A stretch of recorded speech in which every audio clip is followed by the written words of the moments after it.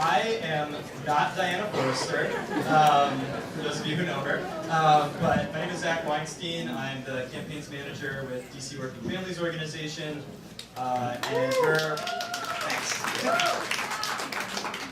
we are one of the 20 or so organizations who helped pull this event together tonight. We'll acknowledge all of those organizations in a minute. But I want to thank the Women's National Democratic Club for hosting us. This is a lovely venue.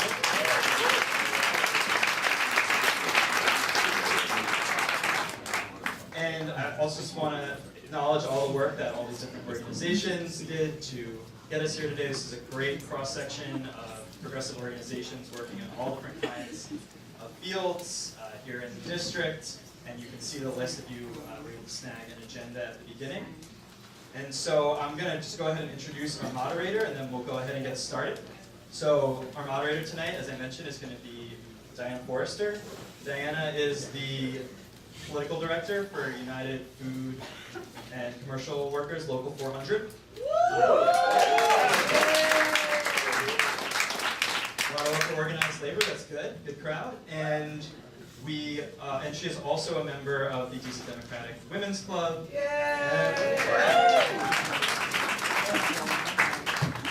And so let's welcome Diana to the stage. I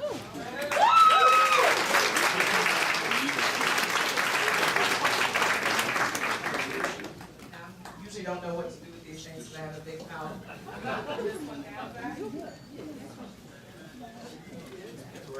And this one is working. You all hear me? So we thank you. We did start on time, and we are going to end on time because most of you have had a glass of wine. I have not. And I'm not going to have that until this is done. So one thing we're going to make sure that we do is keep track of time and keep moving forward. Before we start, I want to thank our co-sponsors, 350 DC, Brand for the City,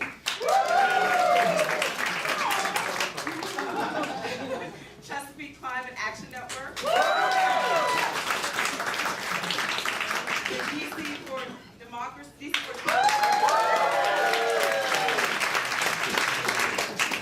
DC Working Families,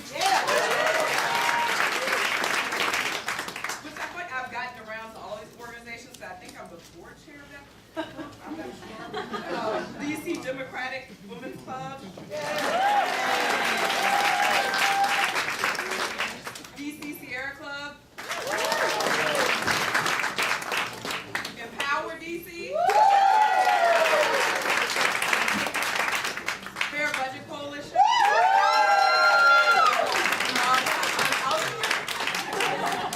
Okay. Jews United for Justice. LEDC, Latino Economic Development. March for Racial Justice. Metropolitan Women's Democratic Club.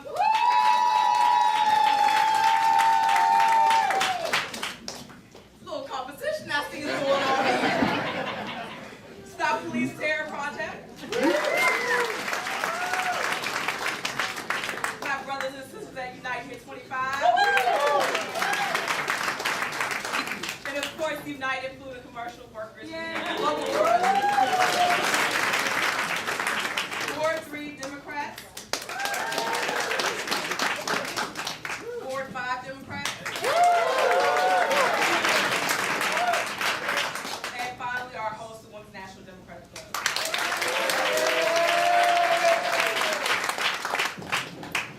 Is that better? So at this time, we're going to call our candidates to the stage, starting with, let's see, what does his name tag say over here? We'll start with. She's not going to be here. We know that. Just point that out. Councilmember Nita Bond is on her way.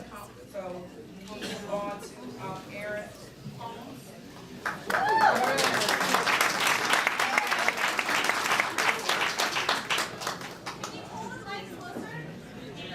You have to talk into the microphone. Is that better? If it's not, you can trade spaces. Jeremiah Lowery.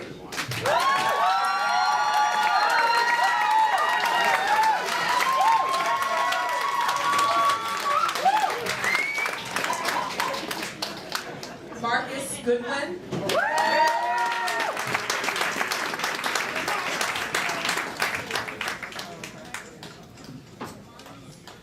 So before we start, I'm just going to go over the rules really briefly.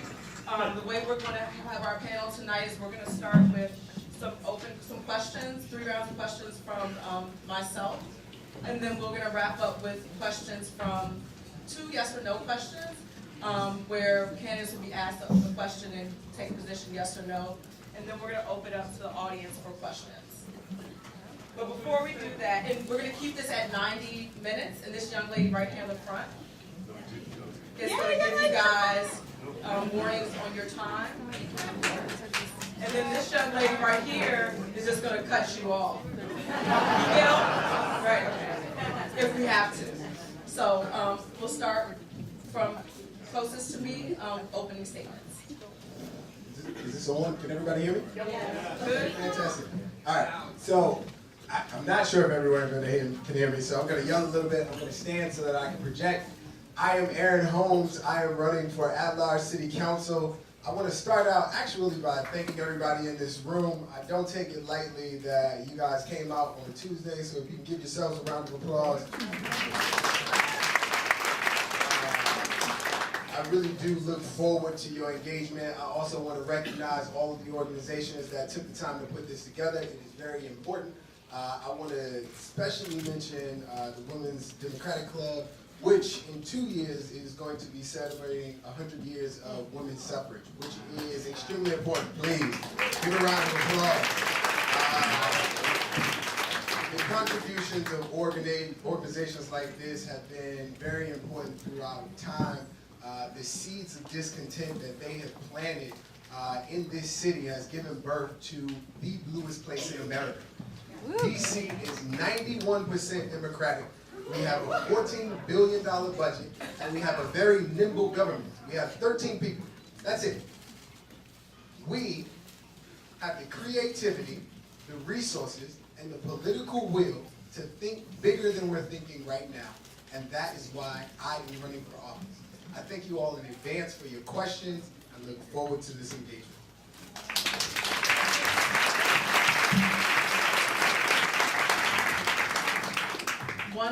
One thing I did forget to say, and I think it's totally fine in the introductions, but as we go through the panel discussions, we're going to hold our applause to the end. So it might be a little sideways, I'm with you, but the applause, we're going to cut that out. Thank you. Jeremiah. Good evening, good evening, good evening. I want to also thank the host for hosting tonight, all the organizations in the room. I see a lot of my friends tonight, friends who I've been organizing with for over a decade. We've been involved in many fights, from paid leave to expanding access to child care, to raising the minimum wage. And I look forward to continuing the fight with you. My name is Jeremiah Lowery. I'm running for DC City Council at large, the Democratic primary ballot in June. My mom and my dad were both born and raised here in Washington, D.C. My mom spent a portion of her life in the foster care system here in Washington, D.C. She also spent a portion of her life homeless here in Washington, D.C. My dad worked as a security guard here in Washington, D.C., and he couldn't afford child care, so he would bring us to his place of employment. I have 2 brothers who were in and out of the prison system. They also struggled to find employment here in Washington, D.C. The reason why I'm running is because there are a lot of families here in D.C. who are currently going through the same issues that my own family face. And I believe that I can be the transformative, progressive leader that really addresses inequality here in this city. What makes me different from the candidate is I support strong paid family leave here in Washington, D.C. I support holding big developers accountable here in Washington, D.C. I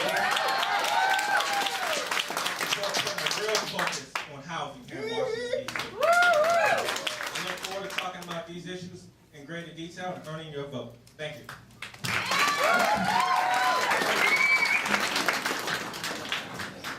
Marcus. Good evening. I'd like like to extend the thanks to our host organizations tonight. My name is Marcus Goodwin. I'm a DC native. I'm a Ward 4 homeowner, and I'm excited to contribute to the future of our city. I've stood as long as I was old enough to stand against landlords. I've stood against people who fought against our environmental rights. I've been a strong, passionate supporter of a solar-powered city, and I lead by example. Last November, I installed a 16-kilowatt solar panel system in my home. I have rain buckets to collect water and reuse it in my home. And I brew tea from the mint leaves that I grow in my front yard. I want to live in a city where my grandparents can age gracefully, who've recently become American citizens from Senegal. I also want to live in a city where my nieces and nephews and cousins who are currently in DC public schools can have a high-quality education. I'm one of 8 siblings. I'm number 5. I'm used to bridging the gap in understanding between older people and younger people who come with different perspectives. I have the financial savvy to actually take developers to task and construction contractors who come to the city who want to get zoning appeals done or who want city funding for their projects. I'm uniquely qualified and uniquely positioned to perform that task as a member of council. And I'm a data guy. I look at the numbers, I take in all the available information, and I inform my decision based on empirical research. I'm running because we need to live in a city where seniors, families, young professionals, the like, and children can have a high-quality, affordable experience. Thank you all for coming here tonight. I hope to speak to every single person and earn your vote as the next DC at-large council member. Thank you.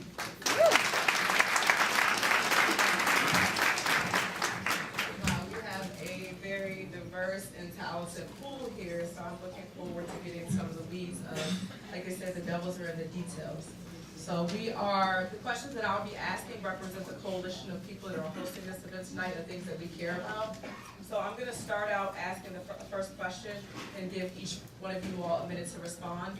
And remember, we are now going to keep the applause at 0. Right?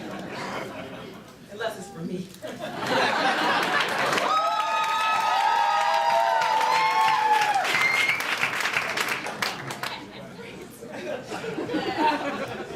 In 2015, the Urban Institutions reported in a study commissioned by DC government that would, let me make sure I keep this to my, so you guys can continue to hear me, that DC would need about 30,000 more units of affordable housing, under 30% of the AMI by 2020.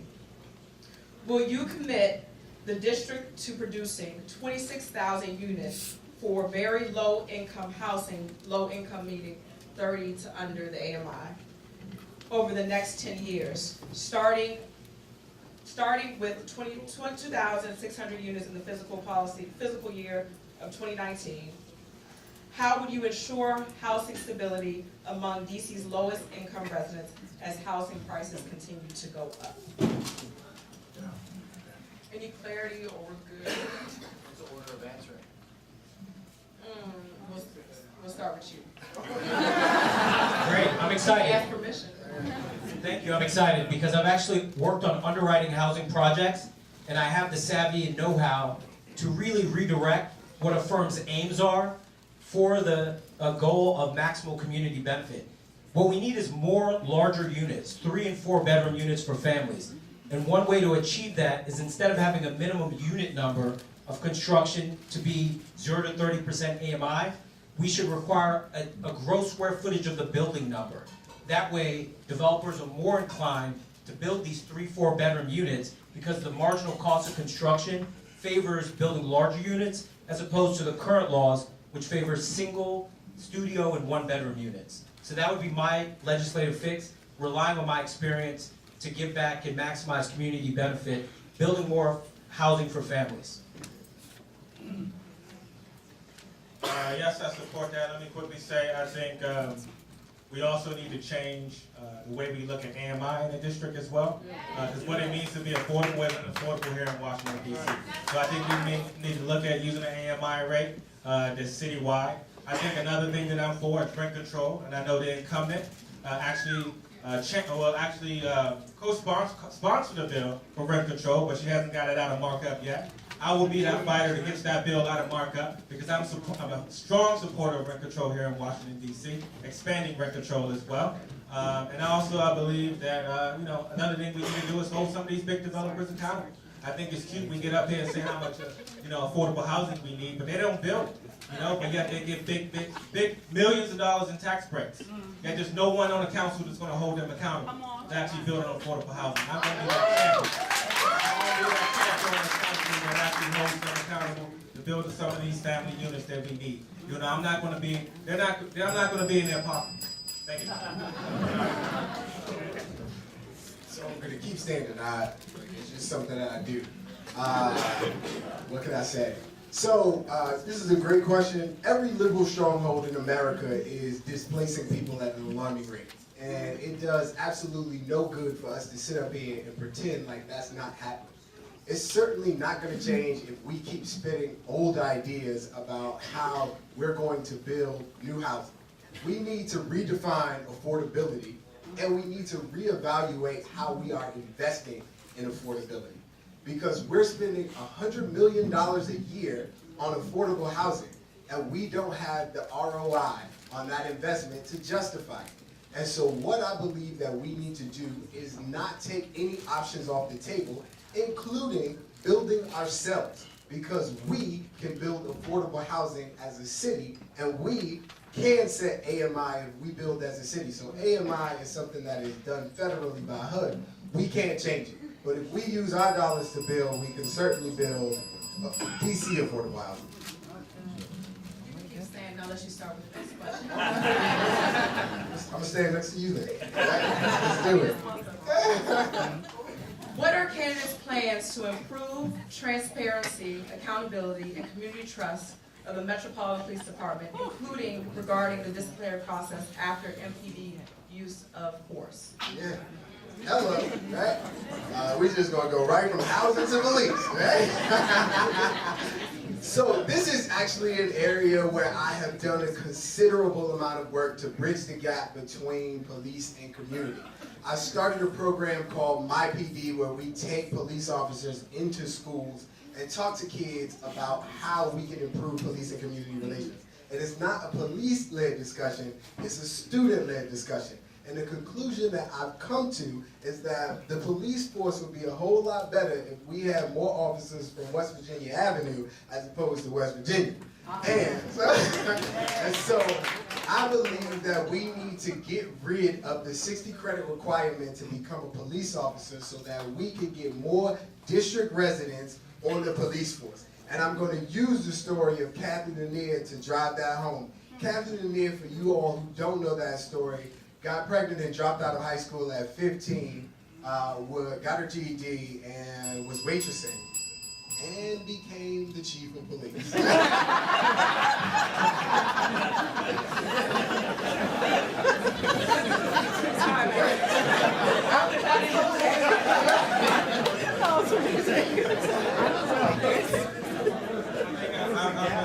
going to say this to the people. I'm going to say this very clearly. I'm for community control of the police. Come on!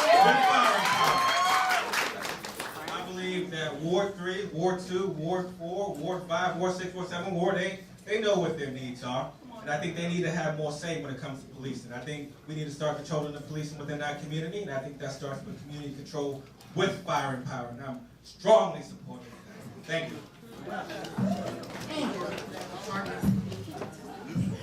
Thank you for that lead-in, guys. I think the one thing these guys neglected to say is that legislation such as the NEAR Act helps us focus on community policing and not further militarization of our police force in the district.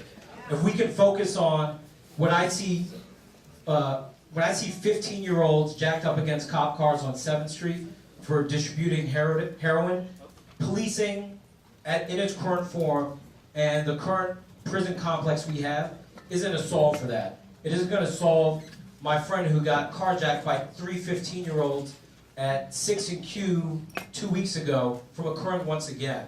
If we have community empowered methods of getting people not necessarily armed, but empowered with the ability to get into the lives of young people, get into the lives of people who've fallen into a criminal element, and give them gainful employment and engagement opportunity, we're going to get closer to having a better society in D.C. that isn't as rife with guns and violence as it currently is.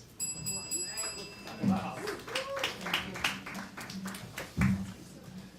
we're going to go from talking about law enforcement to the prison pipeline, Wells Fargo. Wells Fargo is a major investor in Dakota Access and the Keystone Pipeline, a key funder of private prisons in private prison industry, and engages in racist lending practices against low-income people in Hispanic communities. Will you support the passage of both the council resolution regarding disinvestment from Wells Fargo as DC's bank of record? Will you take your own money out of Wells Fargo? I'm adding that one too. And strengthen the Community Development Amendment Act of 2017. Jeremiah, I'll start with you. I not only support it, I fought for it. You know, I worked alongside the coalition that's currently fighting for it. You know, so I definitely believe Wells Fargo not only invests in pipelines, they also invest in private prisons. And I don't think we should do business with any company or organization that invests in prisons or pipelines here in Washington, D.C. And also I support a public bank, so taking our money out of Wells Fargo and putting it into a public bank here in Washington, D.C. Thank you. Marcus. Yeah, I'm sadly a Chase customer, and the closest Chase bank is in Delaware. I'm also locally an industrial bank customer. I believe in supporting local, supporting a black-owned business in the district. Any bank that would support pipelines or prison labor certainly isn't one that I want my city to be invested in banking with. So I would certainly strongly support, as a member of council, disinvestment from Wells Fargo. Y'all. No more clapping over there, right? Cut it out. So yeah, it's true. Wells Fargo and a lot of banks like Wells Fargo and people in general. There are a lot of politicians who either they take advantage of marginalized populations, and I just don't believe that anyone that takes advantage of marginalized populations should be someone that we invest our dollars in. And so I strongly support that investment in Wells Fargo. Very specific question. We needed. A recent study commissioned by the DC Interagency Council on Homelessness, titled The Women's Needs Assessment, found that over half of the women experiencing homelessness have also been victims of domestic violence. While 1/3 cited domestic violence as a cause of their homelessness, what will you do to address the specific needs of homeless women and domestic violence survivors? We'll start with Marcus. Thank you. It's vitally important for our most at-risk population to be protected in the district. Certainly women who are experiencing homelessness are at the top of that list. I would like to support, as a member of council, legislation and organizations which seek to help this population. I am a strong supporter of many philanthropic organizations in the district, such as Fight for Children, which helps families and specifically women and children who are victims of domestic violence situations in our city. On an annual basis, I donate to this organization and would like to see more support for organizations like this. Thank you. Thank you. Chairman. Yeah, let me quickly say, I definitely think we should, I think the council has to get back to actually prioritizing the needs of residents who are homeless here in this city. You look at it, we have a DC council that just gave $82 million to a developer for a parking lot that they didn't need. At the same time, they say they didn't have money for homeless services.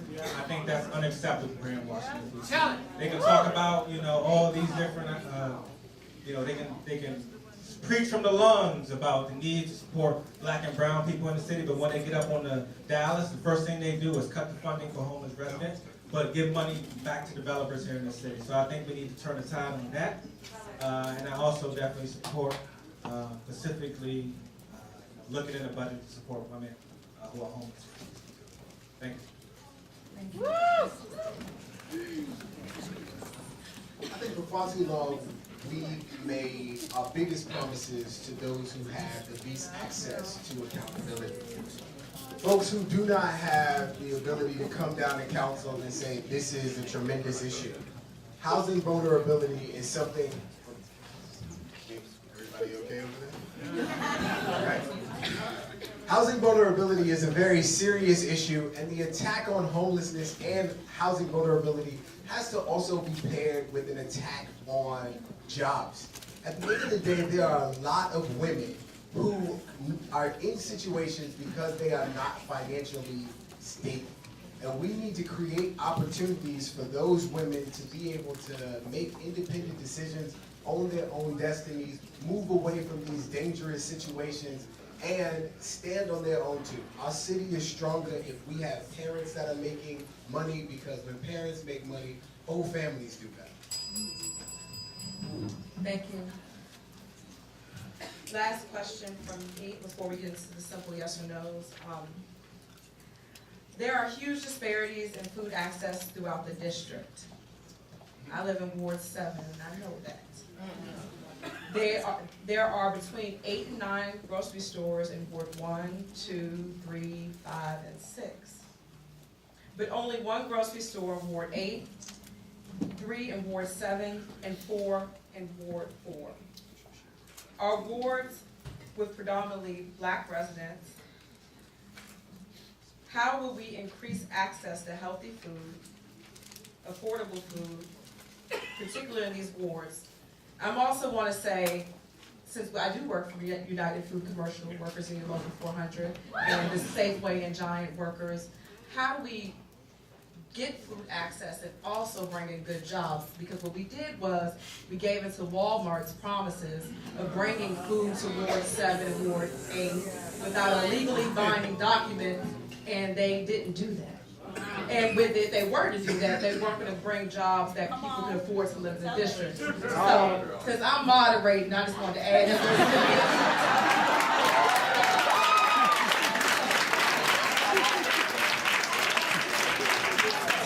How would you, as an elected official, address the needs of these communities and bring in good jobs, good food for our people versus having to decide between the two? Am I going first? Go ahead, I'm about to sit down because you keep saying that. Well, listen, you are more than welcome. So basically your question is a question about gentrification, and we should just use the word gentrification. So gentrification is essentially an argument in economics. What we're saying is that money changes a neighborhood. And that's true if you import a population or if you elevate the purchasing power of the population that's there. And I believe that we have failed to do the latter across the country, but we can certainly do that here in Washington, D.C. And the way that we do that is by investing in our residents.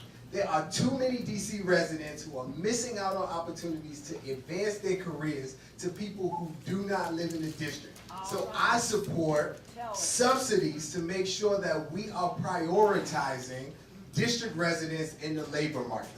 And as we advance in our careers, it opens up more opportunities for those who are currently unemployed. And if we can get more money into our community, then we can have all the amenities that we want. Thank you. I was the first political appointee to the DC Food Policy Council. So I not only support extending the number of grocery stores, unionized grocery stores, east of the river, but I also testified for it. You know, I marched for it with Trayon White over there near Congress Heights, and I've been fighting for it for the past 10 years as a food justice advocate here in Washington, D.C. So it's not something I'm just saying that I'm for, I've actually been fighting for it as well. And I think, let's put it blankly, it is gentrification and racism, the reason why Ward 7 and 8 don't have the number of grocery stores that they need, because if you look at the one over by Minnesota Avenue, it's the highest grocery store in Washington, D.C. But it makes no sense that they don't have more than they do. You know, so I'm going to be an advocate, I'm going to be a second Ward 8 council member alongside Trayon White, you know, someone who's going to fight for the ward, also fight for Ward 7 as well, you know, making sure that we have the increased number of grocery stores. We're going to push those developers to bring it over there too. You know, we're not going to play nothing, so thank you.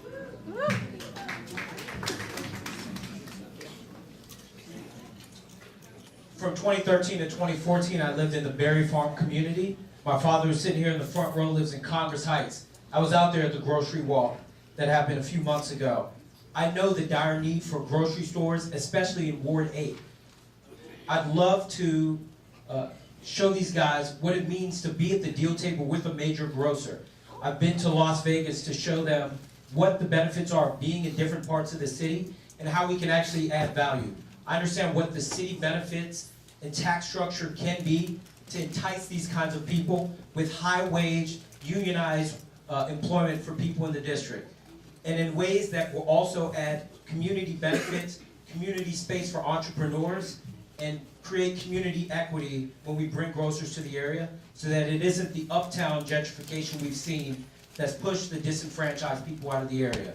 I'd love to be a part of that as a member of City Council and passing and drafting into legislation what would help people like my father and like myself get grocery access. Thank you. Thank you. Before we go to the audience questions, I'll give you guys a second, before we go to yes, no questions, I'll give you all a second just to share a little bit more about who you are and what you've done. So what are the most significant efforts you have made to date to improve the lives for residents in the district, either volunteering or professionally? So we're gonna give each one of you all a chance to do that, and then we're gonna go to yes or no questions in the audience. So we'll start with you. I'm sorry. Yes, yes.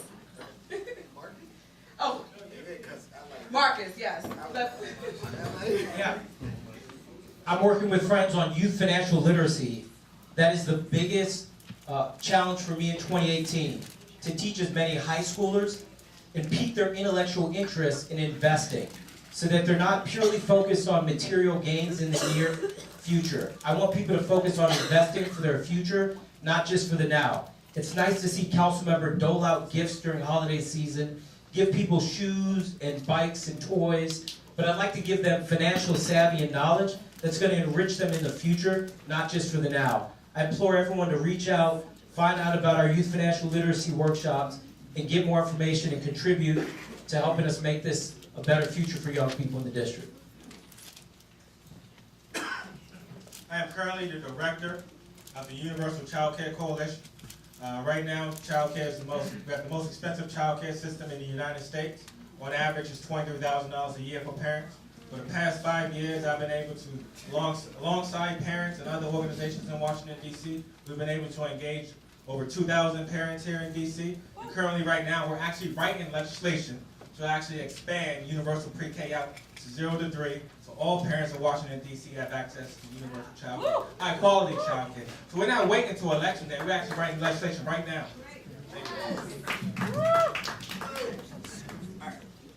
So I'll pick 3 things. So I have been doing a tremendous amount of community work over the last 2 years. I spoke earlier about this My PD program. So this My PD program started when I went into a rec center, and I had 20 young African American men. I said, "What do you think of the police?"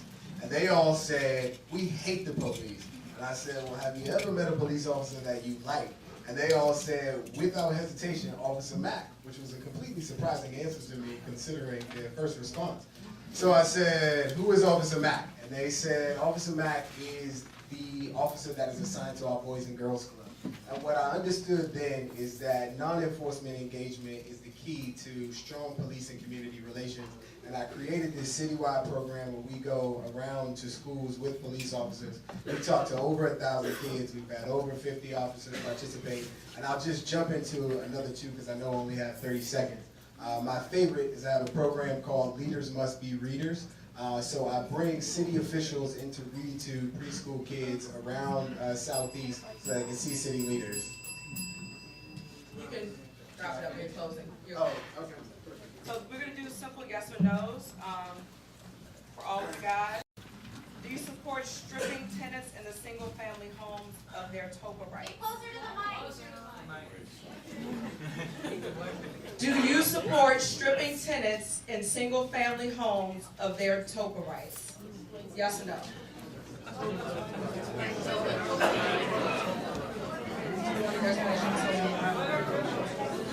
Hold on 1 second, hold on 1 second. Tenant opportunity to purchase, Yes. that? Yes or no? No, yes or no? No, I don't. Stripping them of their civil rights? Yes. No. Yes, actually. I do. next one, do you support the ballot initiative for one fair wage for all workers, which seeks to gradually eliminate the separate wages for tip workers? Yes or no? So getting rid of the tip wage and one fair wage, they would make the same amount of money as, yes. I can go first. I actually, Yes or no? yeah, I haven't talked to enough tip wage workers to figure this one out. I've talked to a lot of community members, but I would like to speak to some more tip wage workers. So right now, no. on the side. Yeah, I'm open, but I need to talk to you. Okay. Yes or no? I support one fair wage. Yes. Will you pledge to protect the Universal Paid Family Leave Act and pressure the vote against legislation that seeks to significantly amend it? We'll start with you, Marcus. Yes. Yes. Oh, yes. Hey, family. Yes. Thank you. At this time, we'll take 3 questions from the audience. I'm gonna have where's my helper over there? Monica? All right. Monica has the microphone.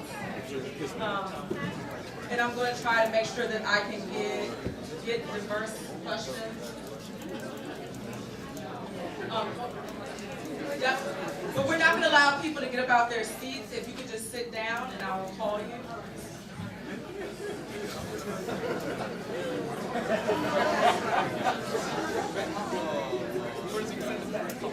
This gentleman right here. Yes. Thank you very much. My question has lingered. Can you hear me? Stand up. She said don't stand, didn't you? No, you can stand up. I don't want other folks coming up to me. Okay. My question has lingered for over a year. It's about rent control. Rent control is one of the most important affordable housing policies in DC. It protects more than, I believe, 80,000 households. But the law right now is weakened by loopholes, and it allows landlords to bring whole buildings to market rate, which is high. The question to that is, Councilmember Bonds, this was going to be for her. I was going to say you introduced legislation last year to strengthen rent control, but it's still stuck in committee. Why? When will we know something? When will it move forward, and how long do we have to wait? Thank you. So unfortunately, she's not here. Maybe she's working on it. So is there a specific person that you would like to answer? It was for her, but since they're here, I would prefer them to answer. Okay. Would you like to start? Rent control is among many bills that have been before the Housing Committee that haven't passed to a vote. This is a chronic problem we have. It's a chronic problem that we must first look at the chair to solve. I'd like to be someone who's hardworking, continuing to prove myself as someone who delivers results, and getting bills ultimately to a vote. Whether people want it or not, we have to let the council decide. Hold on one second. Let's let each person respond. If I was chair of the housing committee, I would have marked up the bill already. Really, that's pretty much it. You know, I would have marked up the bill already. I would have really pushed my council colleagues to pass the bill. I think rent control is one of the most important pieces of legislation right now here in Washington, D.C. by far. Rent control is what we have to preserve affordable housing here in D.C. We should be fighting strongly, not only to pass that bill, but also continuously work on rent control until all units in Washington, D.C. are under rent control. Thank you. It's cheap grace to I'm sorry, I probably should stand up again, right? Because that way we all have an understanding. Yeah, it's cheap grace to introduce bills that you have no intention of moving forward. Rent control is a very, very important tool in the city, and we have to make sure that we are strengthening our rent control tools. It's also important that we recognize, and I hate to pivot back to this, that as we develop these communities, we are watching cost rise on everybody. This isn't just about rent control. This is about the fact that communities are developing at rates that our pocketbooks are not. And so we have to ensure that we are investing in opportunities to advance people's career, because the more purchasing power we have, the better we all are. So I believe we need to invest in district residents getting jobs here. Thank you. To be fair, I'm gonna try to take some questions all the way from the back. This eager young lady right here that wants to ask the educational question. Because I am the Thank you. I'd like to ask about the DC schools. With the recent scandal of absenteeism and the falsified graduation rates, as well as the closing of 40 public schools and the so-called school reform proving to be a failure, will you introduce and/or support legislation that finally returns the power of oversight and hiring of the superintendent for the DC schools to a duly elected school board, away from mayoral control? Thank you.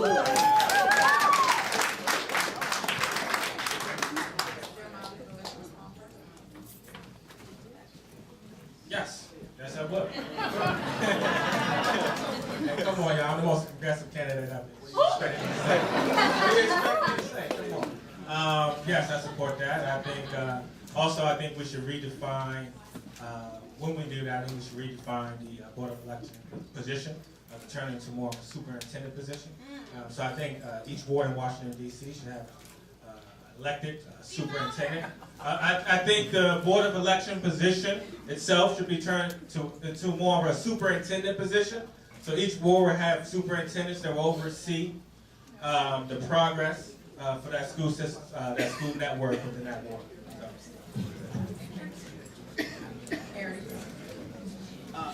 So I want to talk specifically about Baloo because I haven't been in a place to do that. I actually believe that NPR owes the Attendee Reeves an apology. And I mean that wholeheartedly. There it goes, right? So she is just as big a victim of social promotion as the kids themselves.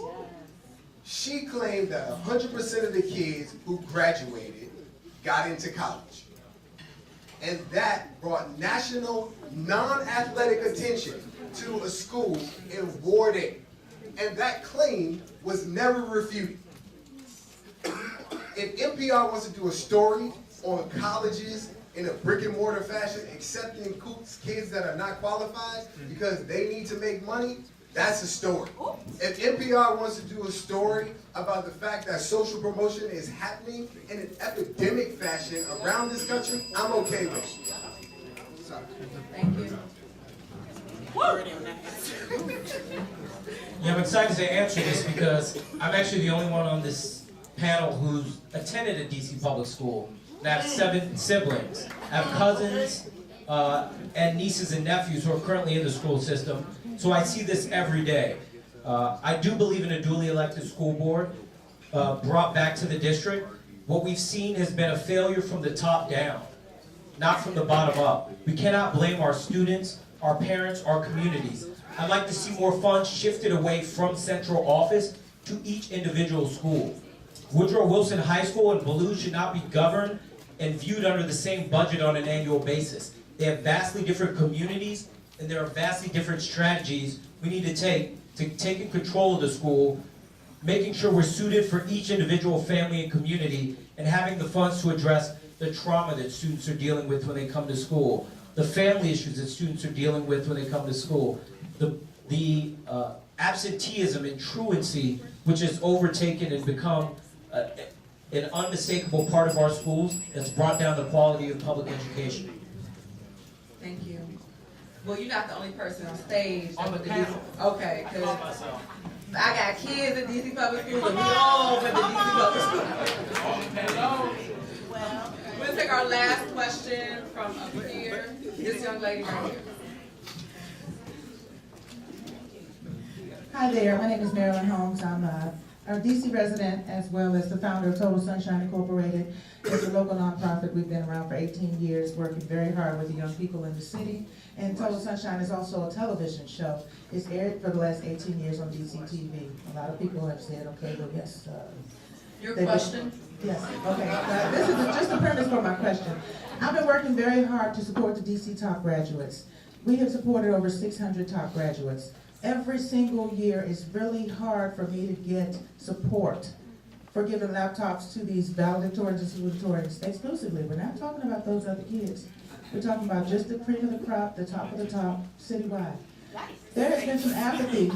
I mean, I'm not trying to be funny, but we have a ceremony every year. There's been some apathy from some of our elected leaders. I'm not going to say names, but I will say, what will you do differently when we come to you and ask you to support the valedictorians and salutatorians at DC? Because every February, March, April, May, June is a struggle time for me. As the president of Total Sunshine, I need some help. And I wonder what you all will do that's different than what some of our current elected leaders, what are you going to do differently? So clarification is, what will they do to support DC? The valedictorians and salutatorians, citywide, citywide. Okay. This is our 10th year, citywide. Thank What will you. do? Jeremiah, we'll start with you. Support valedictorians, salutatorians citywide. That's a really good question. You know, I think with valedictorians and salutatorians, you know, you'd be surprised how many, because I was going to a salutatory in my school, you know, and so, but at the same time, I wasn't even prepared for college, you know, surprisingly. And so I think salutatorians, they need, kind of like what Aaron has, program where Aaron has mentorship, you know. I think we need to invest more in mentors here in the city, one-on-one mentorship with salutatorians and valedictorians. And also people who, like Marcus Goodwin, who graduated, come back, and I can actually, like, you know, be a mentor and direct some of these youth to appropriate paths. Also, let me also quickly say, I think there should be no reason why in Washington, D.C., with the boom we have, that your students can't have the resources they need. I think that's absolutely unacceptable. When after college, I think when we have developers who, again, millions of dollars, and people can't get the resources they need after college, I think that's unacceptable. So I think our priorities are wrong, and I think some of these resources. All right, Jeremiah, we'll let you finish that in your closing statement. Thank you. No problem. Good job. All right. Aaron? So Yes. first I want to thank you for the work that you're doing. We need more people doing that kind of work in the community. So please give her a round of applause. Right? I know that she asked a question, but it is really important work that she's doing. And she's passionate about it. The one thing that I want to say in this particular instance is that your issue is an issue that we are all facing. There are a lot of good people in this room who do a lot of good work, and they need to fundraise to do it. And I think the reality of how difficult it has become to fundraise has a lot to do with the rising cost in this city. So development it really does mask hardship. There are a lot of people in this room who are not eating out as often as they used to, buying one less drink when they go out, taking their lunch to work. And so we need to find a way to make sure that individuals who pay taxes in this city are incentivized in the job market and continue to advance so that we can open up new opportunities for people who want to get into the middle class. And I'll preface my response with, I was not salutatorian or valedictorian in my high school. I think it's incredibly important for people who are achieving this level of academic rigor that they should get access to not just technological devices like laptops and tablets, but also they get that financial literacy I harkened on earlier. Not everyone in the district, surprising as it may seem, has access to internet readily available in their home. So when we have programs that will allow people to get access to laptops, to tablets, to tap into the knowledge in the world around them, they can see possibilities beyond just their community. So I think it's incredibly important for initiatives like these that we need to push, because the lack in understanding and lack of technological access is really what impedes everyone from achieving this economic success and prominence that we see Washington coming to, but not on an even playing field. Thank you. Now we're going to close out this debate and allow each one of you all to give closing statements. We'll start with Councilman Vaughn.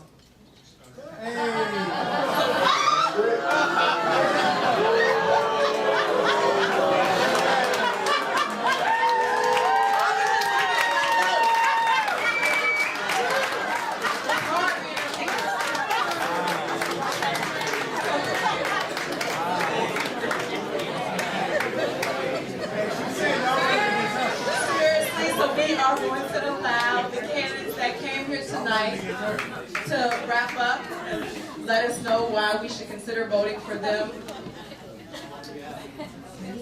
The same time, 90 seconds. Marcus, you can start.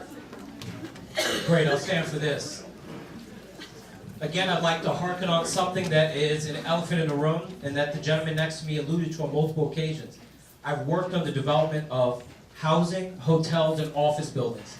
I've worked on the financial underwriting and seeing from the perspective of a private interest who invests in the city what it takes to get a project built, what kind of incentives are needed to bring a project to being developed, and what isn't needed because of the margin of return that's needed.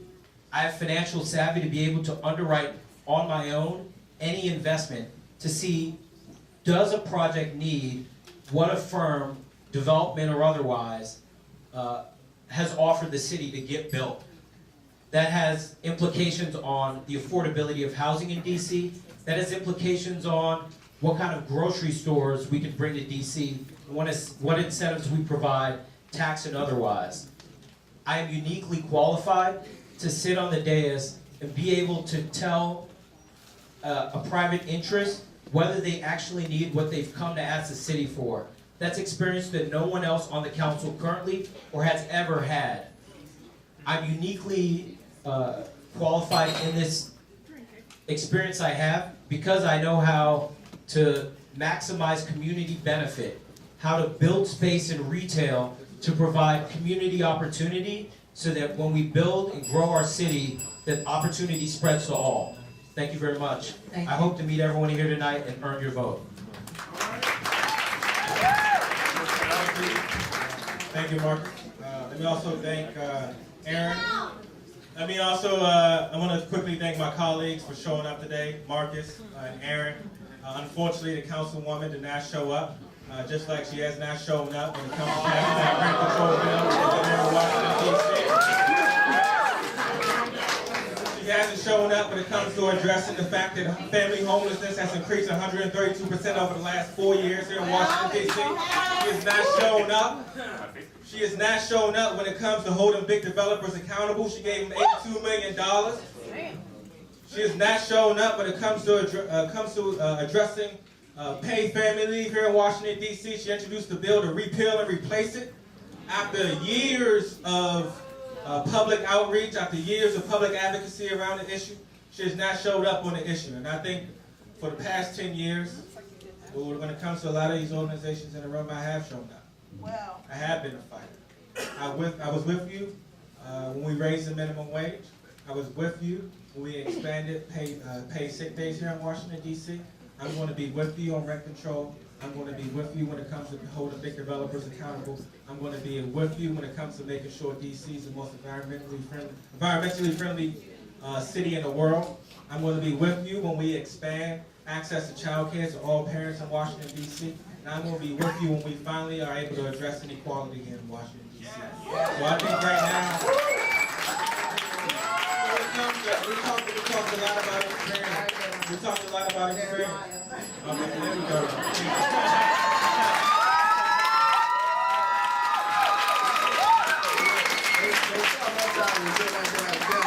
One second, because we will, I just do want to clarify that Anita Bonds did show up for paid family medical leave. We want her to keep showing up for paid family medical leave.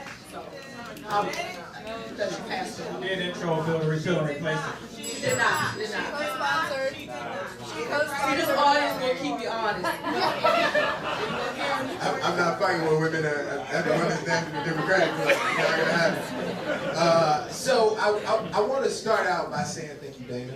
Thank you so very much. Deanna. Sorry. Deanna. I apologize. Thank you, Deanna. Thank you to everyone that put this together. It really was a treat to be able to speak to you today on issues. I'm going to end the same way I began. Washington, D.C. is the bluest place in America. We are 91% Democratic. We have a $14 billion budget, and we have a 13-member council. We have everything that we need to think bigger. That is why I'm running for council. We know what happens if we continue down the path that we are on. I believe that our city is more culturally and economically valuable if we hang on to our legacy residents. And I am standing up here for one reason, and one reason only. And that is because I believe we can get from one side to the other with everybody on the boat. Thank you so very much.